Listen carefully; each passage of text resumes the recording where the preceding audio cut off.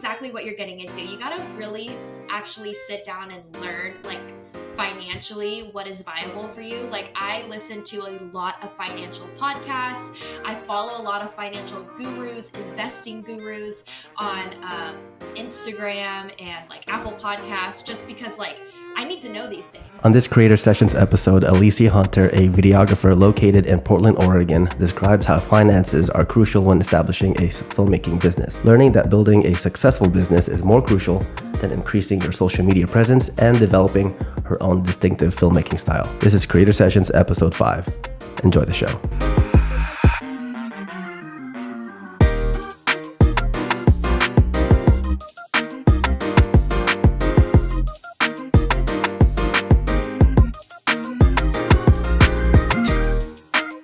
This is the Infinite Table Podcast, Creator Sessions, episode 5. What is up, everybody?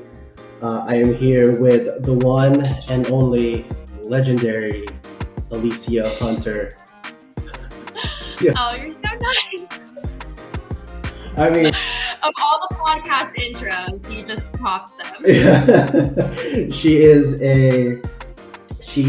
a Portland-based videographer who specializes in travel elopements. And back in, was it April or March? March, right? For our mentorship call? Yeah.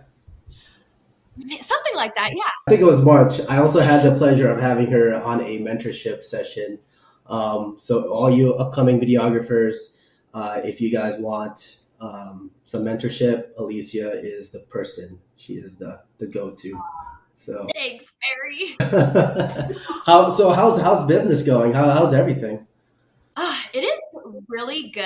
After 2021, I am seeing 2022 as like a really great year, because 2021, like for most people, have been rescheduled COVID weddings. We're really busy. It was like a big wedding boom. But I got all of that out of the way. So 2022, I like doubled my prices. I gave myself a really easy schedule, only one wedding per weekend. And my travel is more like spread out. So I feel like it's a lot easier of a year, and I'm making more money, and I'm able to do like more side projects, like launch a course, do more mentorship calls. So it's been great. Nice. How's the weather in Portland? Barry, I'm hearing a lot of like repeat, like echo. Should I put on headphones? Yeah, sure. If you want to. Yeah, that's fine. Hello. Okay, I'm gonna try my best to fight that. Okay. Yeah, Riverside FM. I think I think it's at its beta test right now. But it's kind of like similar to Zoom. So. If I go like this, can you hear me? Yeah, definitely. Okay.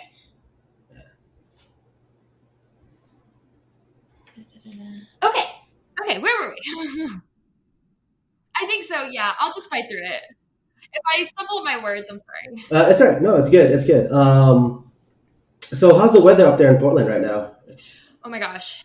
So I've had the AC blasting all day because Oregon, actually for the last couple of weeks, has been really chill, overcast, a little rain here and there, and everyone was complaining about it because they're like, it's June, it's summer, where's like the hot, sunny weather? But I'm over here like in an apartment with no AC. I only have like the box window AC.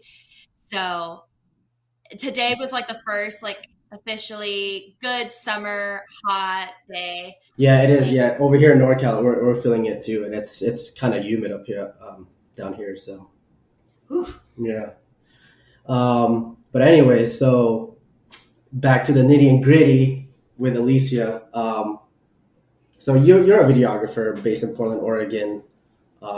What made you decide to get into videography? Ooh, yes. So I actually went to college and graduated with a psychology and education degree. And while I was in college, I had a camera. I had the GoPro Karma drone, RIP. And while I was just making like fun videos with my friends, my mom, who has always had like 3 or 4 jobs, one of them was a wedding photographer, like on the weekends. She approached me like my junior year of college, And she was like, "Why don't you make wedding videos for my couples this summer?" And I was like, "No, that's too much pressure. I don't want to do that." And she was like, "No, no, no, just give it a shot. I think you'd be really good at it." So I did like 2 or 3 weddings with her that summer, and I was like, "Oh, I can do this." Especially because I watched a bunch of wedding videos on YouTube, and I was like, these are a lot slower and simpler than the videos I was making with my friends. So I was like, easy. But after getting into like the industry and meeting so many amazing creatives, I was like, wow, you can get really into this. And I loved it since that year or that summer, which was 2017. So yeah. you've been doing it for a while, and you started your business. So I of course I Instagram stalked you. So you started or your also your website, but you also started your business in the beginning of 2019 before COVID hit and all that chaos. Was it 2019? I thought I started my Instagram like it was January 1st because I was feeling like the New Year's Day, like I'm gonna start this business. And back then I thought like making the Instagram was like registering as a business.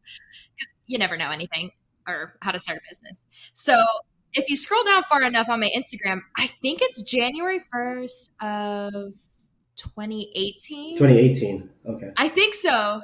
I'm about to scroll down, but I've never do this because it's just really embarrassing. So, but I encourage other people to do it because I'm like, if you really like my stuff, I've been in this for about 4 years now, and you can see that it takes work. It's a journey. Oh yeah. You can see my progress when you scroll down. Yeah, you definitely have a lot of content. And it's Yes, I have beautiful. a Your, bunch of your content is so beautiful. The way that you color grade your videos and the storytelling. I like how you implement your what is that, the 8 millimeter type of like footage. It's so yes. cool. Like, dude, it's just yeah. It's like really it gives that old school like vibrant. Yay, that's exactly what I'm going for. So that makes me happy. Oh gosh, I'm getting into my really old stuff. All right, here we go. First post was, oh, you're right, January. I don't even know when I started my wedding. Okay, so my first post was January 7th, 2019. So that means my mom asked me to do those weddings the summer of 2018. 2018. My bad. That's all I right. don't Um, what challenges did you have to face with starting a business? Did you have to? Okay, so the point of this podcast is, I'm trying to break the myth of the starving artist. Were you Mhm. like that? Were you put in that challenge? Were you put in that position where just like, I don't know how to start a business. I like doing video. Where do I start? I guess, I mean, I wasn't really starving per se because I kept my normal part time coffee shop job that I had throughout college while I was starting this. And I didn't let that go until it was like when I graduated. So, beginning of 2020. Oh, okay. So I did a big travel thing and then COVID hit and I technically went back to a part-time job just to like get me by until like weddings were like kicking back up and then I went back to like doing this full time. So I guess it's hard to say. I always encourage people who get on calls with me who are like, I don't know if I should leave my full-time job with benefits when like my wedding videography or photography is kicking off. And I don't know when to like switch to full time. And I'm like, honestly, I don't think you should until you can actually financially plan and see that you can make the same amount with this and afford those benefits again. Because honestly, I don't think a full time job with benefits is worth like a full time creative job because being an entrepreneur, you don't get all that awesome benefits. So that was one thing I just never had was a full time job. So going from like a part time job of minimum wage to this is a money job. So I guess I was never starving. Right, right, right, right. So that's because that's the challenge I'm going through right now because Mhm. lo and behold, I kind of like dislike where I'm at right now with my career, and I just want to like like you said, like I kind of like want to jump in this full time, but at the same time, it's just Mhm. like my I don't want to give an excuse, but like when I come home 9 to 5, I also have like responsibilities. I have a family to take care of, Mhm. and it's scary to like think of like jumping in this full time when I can like you know I don't want to leave my full time job just yet because I'm still trying to Mhm. build this up. But I feel like my energy is being drained by 9 to 5 without putting in more focus into this videography thing. So that's the hard part. There's such important pros and cons to think about, especially for you because you have a family and kids. And I don't. I'm not married or have kids. I am responsible for two cats. So, yeah, for you, it is a tougher decision. But I totally understand that that 9 to 5 is draining you. And the pro of going full time in your creative job is you actually have the time and space to put into it. Therefore, you would be making more money than you are now doing it part time. So it's tough. Yeah, it's It's very tough. It's definitely a challenge, and it's also scary. And it's just like very like I'm scary. just like pray to pray to heaven like something works out or something. So, but I'm since our last mentorship call, I've actually been trying to hustle and trying to go for like writing planners and making a list of like generate leads and stuff like that. So Heck yeah. yeah, just looking at your stuff and your content on Instagram, it just makes me want to it makes me motivated. So. Yay. Um, what other challenges did you have to face with your creativity when you started? Like, was there any other challenges? Did you face a lot of doubt? Um, See, with me, because I started like making videos with friends that were more travel, upbeat related, I went into this like excited to be creative and bring something to the table. To the table, I was like, I see a lot of people doing like the slow mo stuff, like the same acoustic songs. Yeah, and it was very rare to find a videographer that's like upbeat, fast, and cinematic. And I was like, I already know how to do that. So for me, being creative or thinking outside the box wasn't too hard because I kind of started out with it.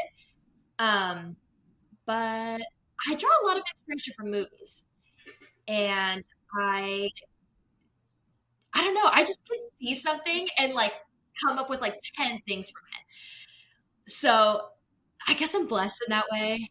Until that runs out, I'll let you know. I'm also inspired by movies. I love watching. I've been watching movies since I was Right? young. So I've always looked into like movies as inspiration. And Have you seen the new Stranger Things? Oh, Barry. Season 4 is so good. Okay, you'll know this scene when you watch it, but when they come into Vecna's like haunted house, the light bulbs like turn on, and when well, actually, hold on, back up. When they first walk into the house, you can tell that what like the Hollywood producing, film, whoever, use like some kind of like dust light effect to make the house more like moody and haunted. And then throughout the house, there's like the lighting throughout the house and like the dust. I was like getting so much inspiration. I literally made a fog spray Instagram reel this morning and it immediately got 20,000 views. And I was like, ooh, heck yeah. But I was totally inspired by Stranger Things to do that because I'm like, I need to buy more fog spray and create more of that like moody mystery fog dust like effect. So yeah. yeah, I'll definitely have to check it out because it's definitely on my watch list. And I was binge watching some Netflix movies yesterday. I was on a because yesterday was the observance of Juneteenth, and I had a Mission Impossible movie marathon yesterday, so just on How Netflix. fun. um, but I looked at your Endeavor workshop. That was very successful. Like, congrats! Oh my Like, gosh. a Thank round you of so much. applause. Yeah, that's awesome. I just made the BTS video yesterday. Yeah. How many were Like in I how many were in what? attendance? 9. Originally it was supposed to be 12 and it sold out within 5 minutes. So I had 12 videographers, but 3, right? That's 3. Yeah. Um had a family emergency or got COVID the week of the workshop. So unfortunately, they couldn't make it. I had 9 officially come and stay in the Airbnb and get all the content, and it was so much fun. I am so excited to post the BTS video because that's all I got. The content, the design, everything was made for the videographers. I personally did not get any of that. So I was mainly focused, like all the clips I got from Endeavor were the videographers capturing the models and the design. And the video I ended up making is Chip's Kiss. Yeah. That's awesome. Yeah, yeah. I was just that's so cool.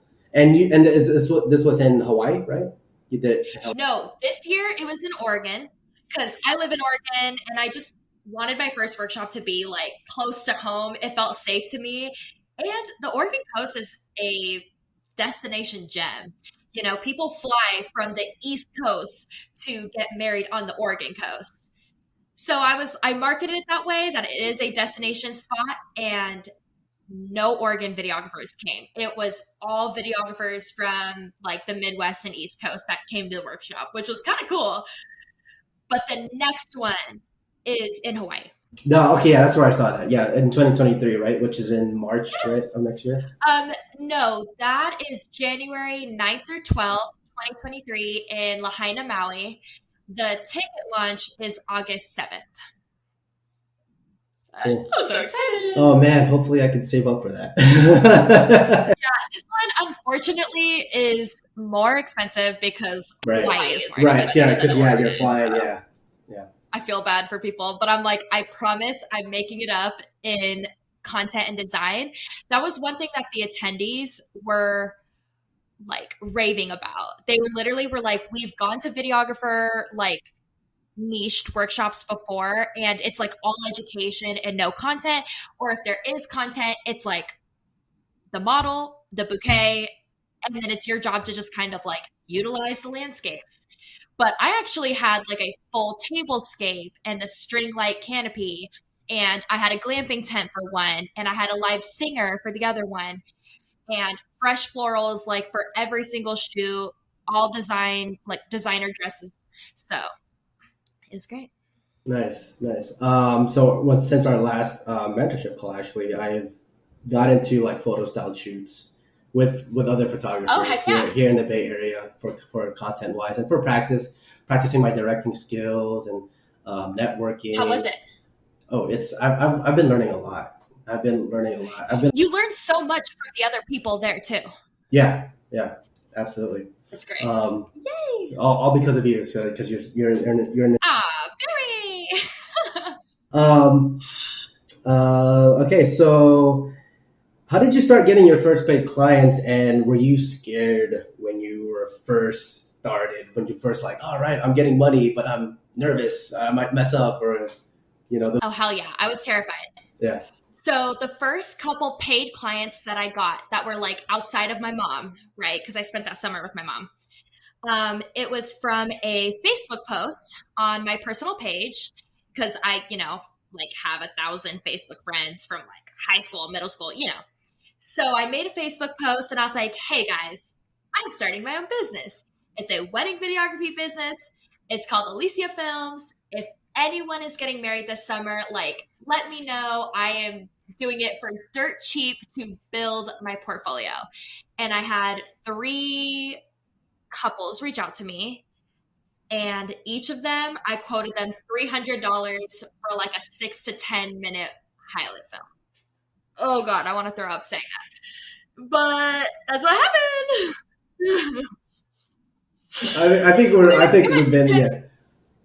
well, when I went to their weddings, it was good because I wasn't too nervous because they were like, one of them was like my boss at Dutch Rose, and she's so nice, super sweet girl. The other one was like a girl that I was like kind of friends with in high school, super nice girl too. Another one was like, I think a friend of a friend, and she was like really into volleyball. We really clicked about volleyball. So she was just really nice. Like, so I had a lot of great like first couple weddings, and that helped a lot. Yeah, I was Yeah, I was a bit scared when we did a baptism because I was a bit scared. I was, man, I feel like throwing up for saying this too. We did it for like $500, so I was just like, but I don't know. I think it's just one of those things where when you're first started out, you don't want to go so safe. You don't want to kind of like risk it all just yet and just be like, Hmm. yeah, I'll charge you 500, I'll charge you 1,000 here and there. Just, Hmm. but really, when it comes to video production, it actually costs a lot more than that. So that's what I. Absolutely. So The cost of equipment, the cost of every wedding, when it comes to rentals, hiring a second shooter, getting to the wedding, the travel costs, like gas is so high right now. So every wedding costs you something. And if you're not charging enough, you can't make a living out of it. and the post production work too, right? Which is the grunt of the work. So Right. All that time. Exactly. all right, it's minute 30 right now. We will take a few minute break from a word from our sponsor. All right, be right back.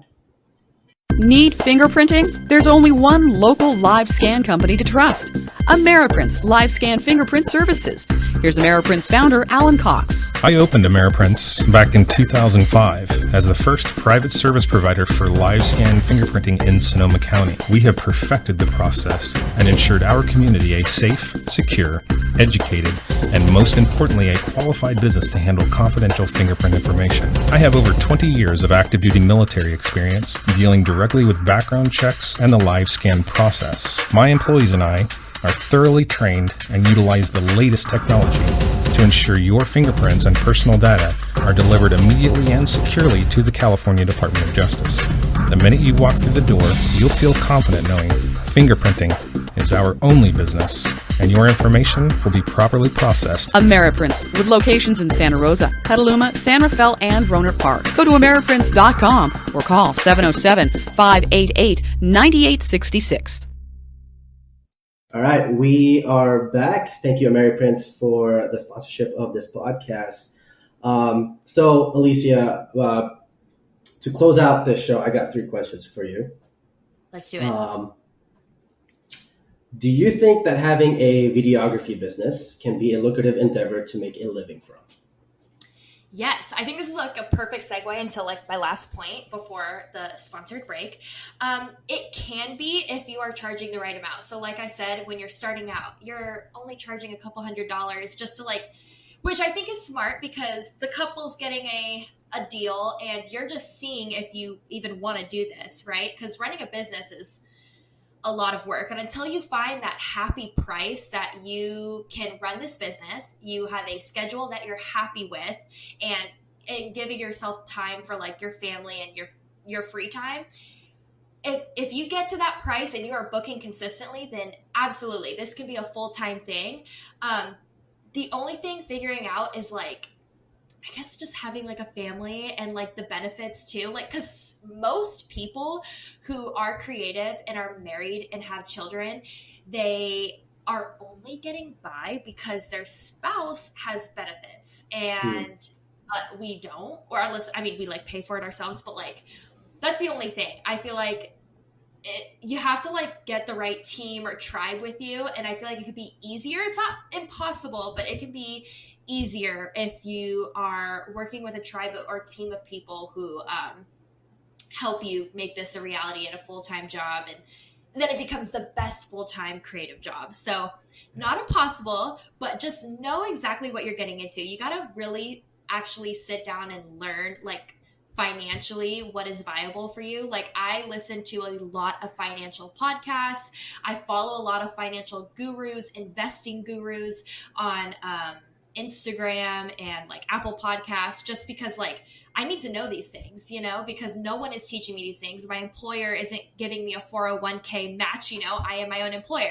I have to figure all of that out myself, and I have to plan every single month how much money I need to put into retirement, how much money goes to rent and bills. Like I live by myself, it's different for every person, but it's something you literally have to sit down and take the time to plan, because I've seen too many people jump into a full time, like thinking, yes, I can do this for a living. It's so much fun. And then get burnt out and like end up hating it because they just didn't take the time to actually figure out the back end business stuff, Yeah. you know, and that's what it is. Even though it's a fun, creative hobby we're doing, which is videography, you're also running a business and you have to be responsible for your lifestyle. So Absolutely. yeah. Yeah. I try to avoid lifestyle inflation. And that's what I learned throughout like a couple of years ago, is lifestyle inflation. Because if you're making close to six figures, but your lifestyle is close to six figures, then your finances will be out of whack too. So Right. but also with the business side, right? So somebody with the camera, somebody who's creative, right? I also believe that if you're going to be a creative, you also have to learn the business, because you can't just be the person behind the camera and learn creative stuff. Like, that's cool. That can only take you so far, right? So a couple podcasts ago, these photographers were telling me, yeah, if you want to learn the business, or else it's just going to become an expensive hobby, right? So Right. It's like you can be an amazing videographer, but if you don't know how to like create a website yeah, and do SEO and connect with the couple like psychologically and make a really aesthetic pricing guide, and like it's so many little things you have to be good at. Like yeah, it's not just being a good videographer. Like that's definitely a huge part of it, but right. so is running the business. Yeah, So absolutely, yeah. absolutely, totally agree. Where do you see yourself? Say roughly. I like to say 10 years, but let's shorten it for 5 years. Where do you see yourself 5 years from now with your business, with Alesia Films? Ooh, with Alesia Films, I definitely want to keep pushing Endeavor to go international. So you're going to be the first person to hear this, but I really want the next workshop after Hawaii to be in Bali. I did a full Bali, like 2-week tour back in 2020. So I like know Bali really well. And so I feel really confident to bring Endeavor to Bali. And I really want to push my education because I've done like masterminds and Right. mentorship calls with other people, but because I got a degree in education, I originally wanted to be a teacher. That's like what I went to college for. I have a different aspect to education. I'm very straightforward. I have like a no bullshit, like this is exactly what I do. Yeah. Like these are my exact settings. Like do it, go forth with it, have fun with it, you know? So I definitely want to like have my education business like be running itself in 5 years. It's really hard for me to trust like outsourcers for my business because Yeah. every time I do, Barry, Yeah. I get burnt from the person. Like, Yeah. I mean, like in the way, like they promise me that they'll be able to do something and then they end up not doing it. It's gotten to a point where a couple times I've been fully refunded because they're like, oh, my bad. And I'm like, what do you mean my bad? We just wasted 6 months of you doing this thing for me and like you just couldn't do it, you know? Right. So yeah, I'm hoping in 5 years I will have the right team to Right. help like push the education side. So Endeavor definitely going international, my shop page growing, and hopefully a couple international films under my belt in like Europe. Nice. Because right now Nice. the only international wedding I have on the books is Mexico. And as much as I love Mexico, I've been to Mexico. But the only country I've been to in Europe is Italy. And I'm like, oh, someone hire me for like Croatia, Greece would be amazing. I get so many inquiries for Europe, but like none book. And I'm like, so hopefully in 5 years I'll get a couple, right? Yeah, that's awesome. To piggyback off from that, do you see yourself running a local creative team where you're more managerial or more lead generation, and then you just hire like a DP or an editor or an assistant editor? Do you ever see yourself doing that? Like See, hire? my whole brand is that like I'm unique. Like my editing style is very unique. Like last year I did have to purchase like an outsource editor for the films that I was like falling behind on, and I just knew I wasn't going to be posting them anyways because they were like rescheduled clients from like 2019 because of the pandemic, and that they were outside of my niche, you know, because I rebranded in 2021. So when I was finally doing their wedding in 2021, I was like, I don't even post barn weddings at all. So I ended up outsourcing that editing. But moving forward for like this year, for example, I'm not outsourcing anything because these are all clients in my niche. And that is something I promised my couples, is that like, you're getting such a unique film because I don't see anyone edit like me. Like I'm unique in that, you know? So I don't know. I don't think so. Okay. I would love to have like a videographer, like associate shoot for me eventually. I feel like my shooting style is pretty simple. I can get creative here and there, but it's the editing that's really creative. So hopefully down the line, I see myself maybe building an associate team, but we'll see. Nice. And with the education, did you take any type of courses like full-time filmmaker, tomorrow's filmmakers, or is it just all like in the field, like just learn on your own? Nope, I learned on my own. Nice. I did like one coffee kind of sit down with a videographer, like a local videographer to me. He was the first person to like be like, you need audio and don't do this and do that. And I was like, okay, great, thanks. But it was mainly just experience and just watching wedding films and being like, okay, so they're doing this, and I like that, like, you know, so a lot of YouTube. Right. I call it YouTube University. So That's all you need, really. I feel like courses, like my course, I purposely saw I felt good about it because I don't see that on YouTube. There's nowhere on YouTube being told this information. So I was like, well, perfect. Then I feel fine about this. But if I'm like, why would I sell information that you can just find on YouTube, right? So, yeah. Right. And that's the thing, too, as an entrepreneur, you can't put all your eggs in one basket, right? You can't just do wedding films and travel. You want to do also education, and you want to do other things to, you know, gather all that profit, too, all that money, too. Mm-hmm. So. That's right. Absolutely. Yeah. All right. One last question. What advice would you tell to someone who is getting into videography/creative field? Okay. See, I thought about this, and I feel like it would be the most important thing is to get set up legally.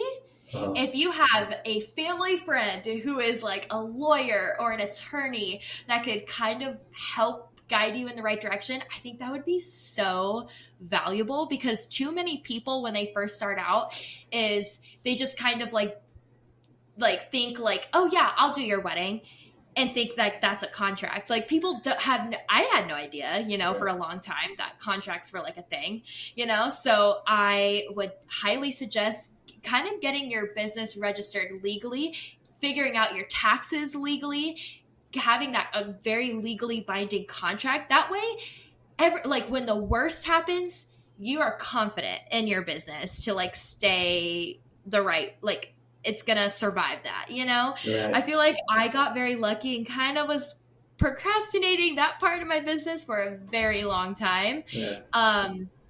And then, so I kind of was like late in the game with that. But if I were to tell my like past self, that would be the one thing I would start with, is figure that stuff out first and then jump into other things. Like I was so focused on like social media first, like growing my Instagram following was like the most important thing to me, but that was not the most important thing. So Wow.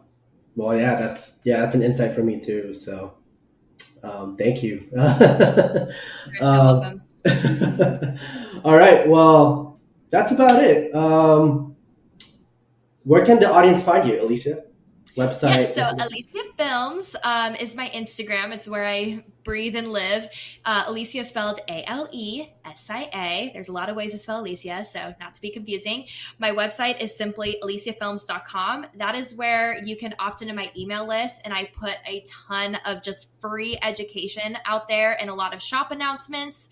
But there's also a blog page you can explore. You can explore my YouTube channel. It's literally Alesia Films all across the board. So, Alesia Films all across the board. Well, that's Alesia, everyone. Thank you, Alesia, for being part of this podcast. Thank you for having me. Of course, thank you. This is such an honor.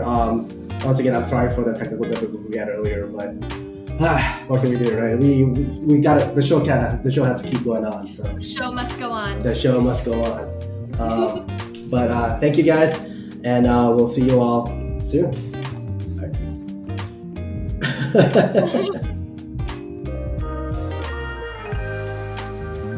Please consider supporting this podcast if you enjoyed this episode. If you wish to donate monthly, go to anchor.fm/OneCreate. Or if you want to make a one-time donation, Venmo at OneCreate Productions. Your donation is greatly appreciated. It will aid in the growth of this podcast and the development of a community of inspired creators and entrepreneurs. If you donate, we will thank you with a shout out on future episodes or a personal message from one of the show's guests, the hosts, Jay, Mike, or Zach. Thank you for tuning in. We'll see you all again next time.